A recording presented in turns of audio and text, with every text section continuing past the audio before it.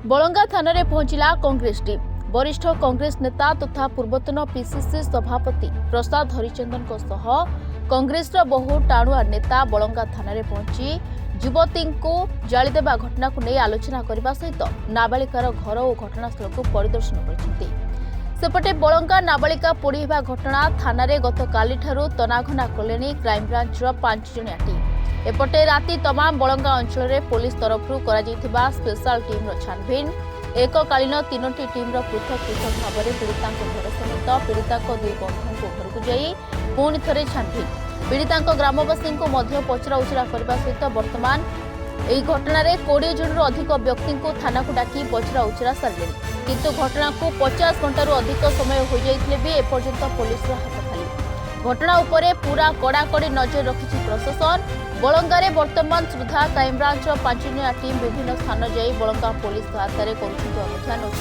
पीड़िता बढ़ुवा सांग मान डाकी पचरा उचरा चली सब जगह आज मालकानगिरी आज जगतसिंहपुर आज खबर का होल कथा हो सामाजिक जीवन को ठीक भाव में केमती कर पुलिस एडमिनिस्ट्रेशन प्रमुख भूमिका नहीं जो सरकार नुआ सरकार आसी वर्षक भितर से कौन पदक्षेप नहीं केवल जहाँ किसी खबर कागज भितर एडभर्टाइजमेंट भितर रोना कि ग्राउंड रे कौन कार्य हो जदि से ठीक भाव में कम करते प्रकार घटना प्रतिदिन कहीं घटू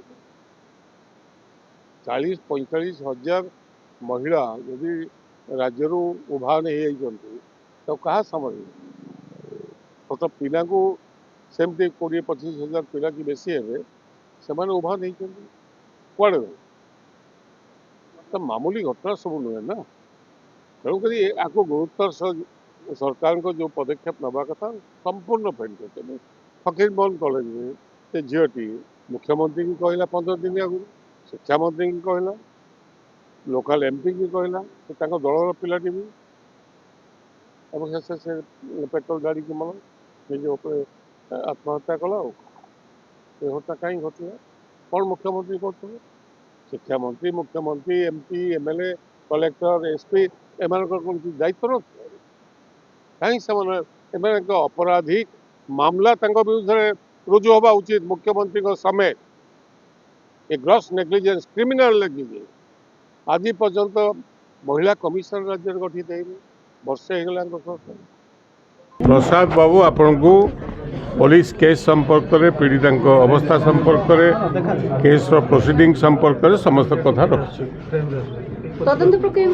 तदंत प्रक्रिया संपर्क में पुलिस जहाँ बयान देले तदंत प्रक्रिया जहाँ जहाँ आईन अनुसार करने कथा चली से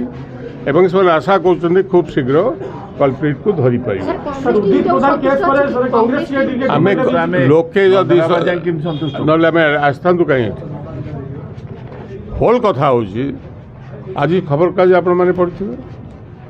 आज मालकानगिरी जगतसिंहपुर जाजपुर सबुआड़े प्रकार घटना सब आसुए ना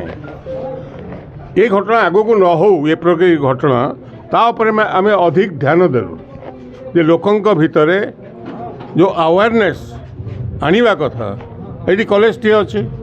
पिला बाजार को आसुँच किए छेड़खानी कले कौन से झील प्रति कौन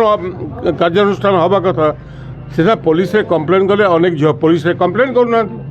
चुपचाप घर को पलाउं तो अवेयरनेस जदि सबुआड़े करा जाता विभिन्न जगह विभिन्न पंचायत रे पुलिस ए कथा को जदि ठीक भाव में करि पारंता तारे मो भावुची अधा समस्यार समाधान नहीं पारंता नहीं क्राइम ब्रांच से कथा भी कहले जे पुलिस एवं क्राइम ब्रांच उभय मिसिकी यार तदंत सहायता पुलिस केस करू पुलिस पुलिस यार क्राइम ब्रांच तंगो असिस्ट करू आमे एठी जो मामलाटी रुजु हेची पीड़िता परिवार पक्षर पीड़िता माँ जी बलंगा पीड़िता माँ जी जो एतलाटी रुजु को देइछंती एवं गोटे मामला रुजु हेची से संपर्क में आम सविशेष आलोचना करूथिलु एवं तदंताधीन अच्छी तदंत अग्रगति संपर्क में आम केवल जेतिकी जानी हबो से संपर्क में बुझापी चेष्टा करी आमर जे ओडिशार वरिष्ठ जननेता कांग्रेस वरिष्ठ नेता श्रीकांत जेना महोदय से मध्य एठी गुरुत्व देले जे किभली भाव रे आउ ए घटना न हो एभली आउ जने पीड़िता न बाहरंतु एवं केवल बलंगारे नुहे अन्य अंचल तेबे ए घटना कहीं एला खूब निकट रे आपण माने जानती एठू अल्प केते बाट दूर रे विद्याधरपुर गाँव रे गोटे दुष्कर्म हैला जने झीटी प्रति दुष्कर्म करागला किंतु सेठी झीटी ना कहवा सत्वे जी अपराधी तांकु चिन्हट करा जिबा सत्वे से बुलवा सत्वे तांकु धरिबा को 11 दिन लगिगला जदि तुरंत धरा जाई दृढ़ कार्यानुष्ठान होता अन्य मानक मन रे डर छानिया पशा एठी आउ गोटे घटना खेलार भाणपुर रे एपर्यंत सेठी जो पुलिस कार्यानुष्ठान हवा कथा ही पारुना आम पुलिस कार्यक्रम जदि ठिकणा ढंग रे आगुरु चली थांता ताहले होंता किंतु आम पुलिस कार्यक्रम राजनैतिक ढंग रे चलुछि सेथरे जे पुलिस बंधु सी गोटे राजनैतिक दलर जदि हेबे ताले स्वाभाविक भाव रे चाप सबले पुलिस चापग्रस्त हेबे एवं एठी सबुठु गुरुत्वपूर्ण कथा होची जे आमे जिबाकू चाहूचु वर्तमान बायाबर गाँव को जिबाकू चाहूचु जोठी घटना घटिला निमापड़ारू जयंत कुमार सेठी रिपोर्ट टुडे।